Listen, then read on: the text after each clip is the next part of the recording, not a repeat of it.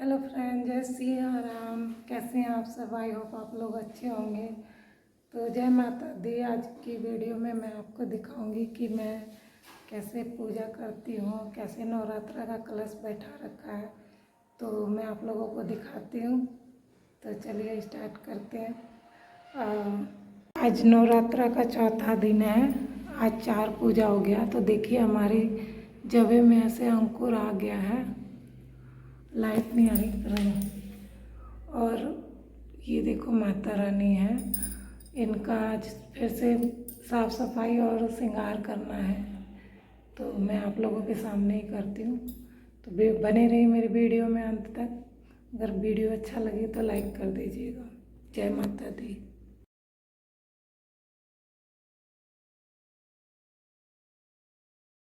अब हम करते हैं मंदिर की साफ़ सफाई, क्योंकि जहाँ पे हमने गरबा बैठाया है, कलश बैठा है, वहाँ पे साफ़ सफाई करना होता है। रोज़ डेली का ये साफ़ सफाई होता है, क्योंकि जब तक साफ़ नहीं होगा तो पूजा रोज़ उतना ही फूल, उतना ही माला और उतना ही प्रसाद रोज़ चढ़ता है, तो रोज़ फैल जाता है। फिर रोज़ साफ़ करना, धोना, पोंछना, यही सब है। चलिए मैं दिखाती हूँ आप लोगों को क्या क्या करती हूँ।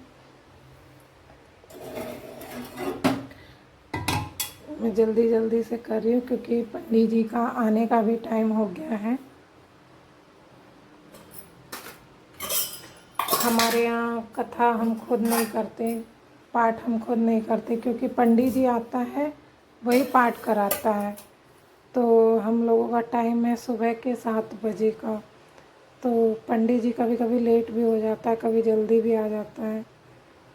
तो कहता है वो पंडित जी भी 2-3 जगह गच रखे हैं ना काम, तो उनका भी होगा जब भी तो वो आएंगे।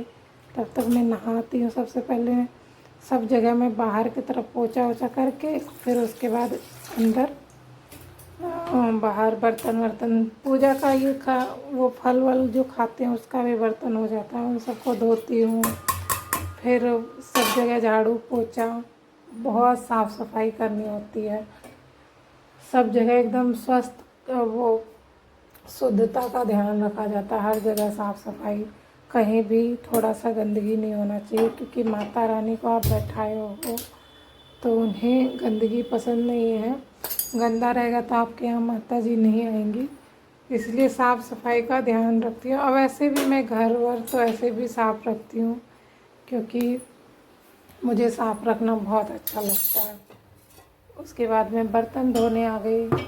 ये था हम लोगों का जो पूजा का बर्तन होता है, वही बर्तन है। इन्हें भी मैं साफ़ कर लूँगी। सारा धो के अंदर ले जाना है, तो मैं धो लेती हूँ। पोछा लगा था उसका भी पानी फेंक दिया मैंने। अब अंदर चलते हैं।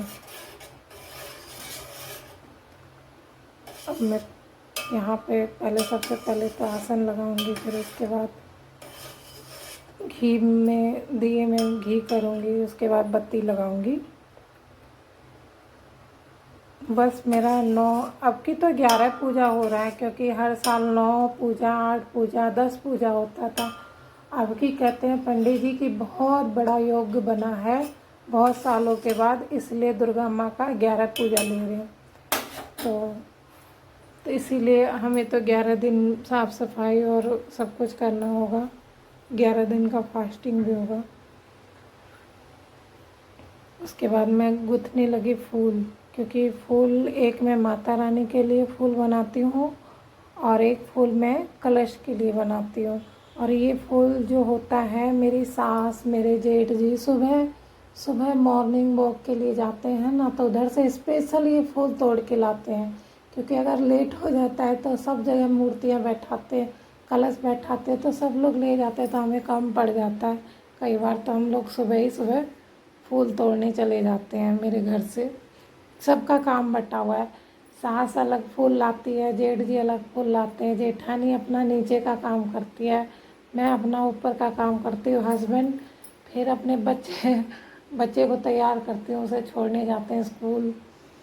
फिर पंडित जी को लेके आते हैं बाइक पे, और फिर वो घर आते हैं, तब पूजा नहाते आते हैं तो पूजा स्टार्ट होती है।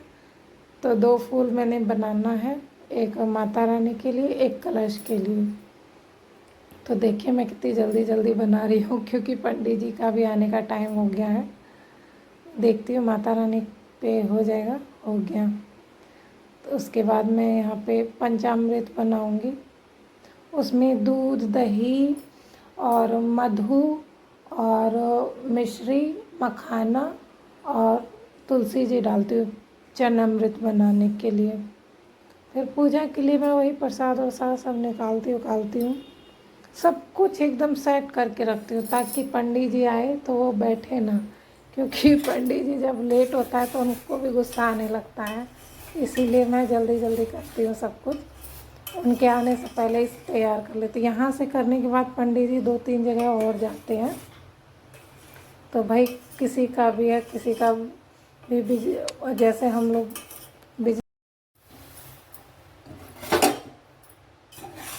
हम लोग बिजनेस करते हैं, उसी तरह पंडित जी का भी बिजनेस होता है। वो भी अपना काम धंधा रोजी रोजगार में लग जाते हैं। वो भी 2-3 जगह गश्त हैं, तो हमें ही वो पूरा टाइम नहीं दे सकते, क्योंकि उनको भी हर जगह देखना पड़ता है, हर जगह पाठ करानी पड़ती है। तो इसीलिए वो जल्दी जल्दी करवाते हैं। पर मेरे घर में हर जगह हमने ऐसा पंडित जी लाए हैं कि वो पूरा पाठ कंप्लीट करके ही जाता है 1.5 घंटे में। वो बहुत अच्छे पंडित जी। कोई तो ऐसे ही मंत्र जाप करते रहते हैं, पर वो पंडित जी पूरा पाठ एकदम जितना टाइम लगे वो पूरा पाठ करके ही जाते हैं। तो चलिए देखिए मेरी वीडियो, अगर आप लोगों को अच्छा लगता है तो ठीक है, वरना नहीं अच्छा लगता है तो कोई बात नहीं। मैं प्रसाद भी काटूंगी, क्योंकि प्रसाद जो काटती हूँ माता रानी को भी चढ़ता। वैसे तो मैं अलग से माता रानी को भोग लगाती हूँ, ये छोटे छोटे प्रसाद काट रही हूँ कि थोड़ा थोड़ा चढ़ाना भी होता है, और फिर उसके बाद पाठ करने के बाद बांटना होता है, नीचे जाके बांटते हैं। तो मैं प्रसाद काट लेती हूँ।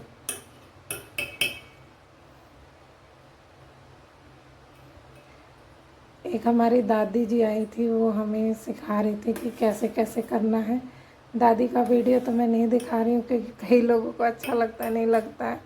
तो मैं उनकी बातें सुन रही हूँ, वो मुझे समझा रही है, बेटी ऐसे करना है, वैसे करना है, इस तरह से करना है, मतलब माता रानी पे हमेशा ध्यान रखना है, क्या क्या करना है। उसी तरह से समझा रही थी, मैं सुन रही थी और अपना काम भी कर रही थी। और बहुत बुज़ुर्ग हैं, दादी 80 साल की हैं। वो मुझे बहुत, मैं जब से शादी करके आई हूँ वो मुझे बहुत अच्छा सलाह देती है, हमेशा मेरा ख्याल रखती हैं।